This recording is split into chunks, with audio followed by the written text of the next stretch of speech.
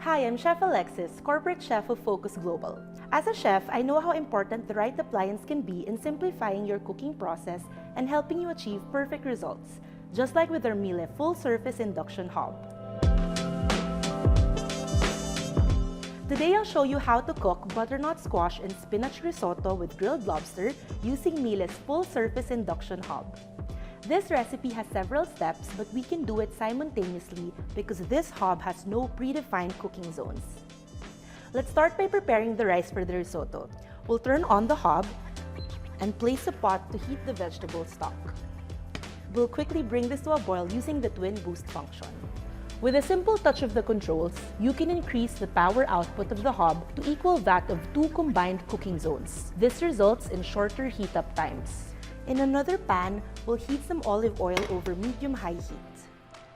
Sauté the onion and garlic. Add the butternut squash and cook for 2 minutes. Continue cooking the squash until lightly browned. I'll also add fresh thyme for flavor. We'll add in the risotto rice and we'll stir this and cook it for about a minute until everything is fully coated with oil.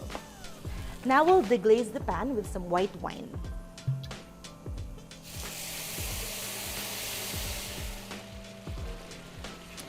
We'll add a ladle full of vegetable stock. And we'll let this simmer for a few minutes until most of the liquid is absorbed. We'll continue this process until the liquid starts becoming starchy. When the rice is already halfway cooked, we can now add in the spinach. I'll use the stop and go function as I take a moment to wash our spinach.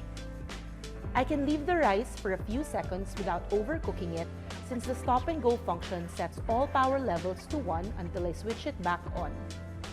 While waiting for the risotto to finish cooking, we can now prepare the grilled lobster.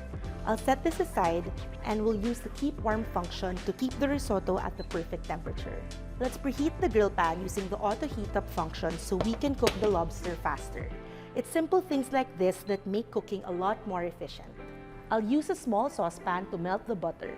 As you can see, the power control shows up once it detects suitable cookware like the saucepan thanks to the intelligent pan recognition function. Add garlic and sauté for 1 minute. I'll squeeze in some lemon and remove the saucepan from heat. We'll brush the lobster tails with some garlic butter, then we'll cook it cut side down for about 2 to 3 minutes.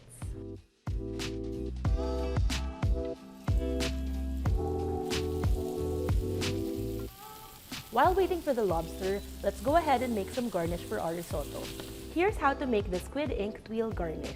In a bowl, combine water, flour, oil, and squid ink to create a thin batter and place it in a container that's easy to pour from. We'll use a non-stick pan to prepare the tuile. The hob's intuitive controls follow your pan wherever you'll place it.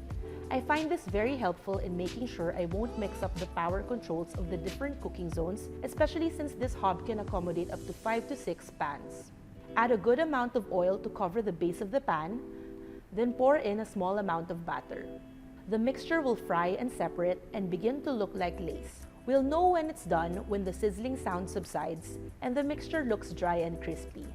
Remove and place on a paper towel to absorb excess grease. Let's go back to the lobster and flip it and baste it again with garlic butter. Continue to cook for an additional 3 minutes and then set aside. To finish the risotto, we'll add another ladle full of stock. Once it's al dente, add the Parmesan cheese and butter.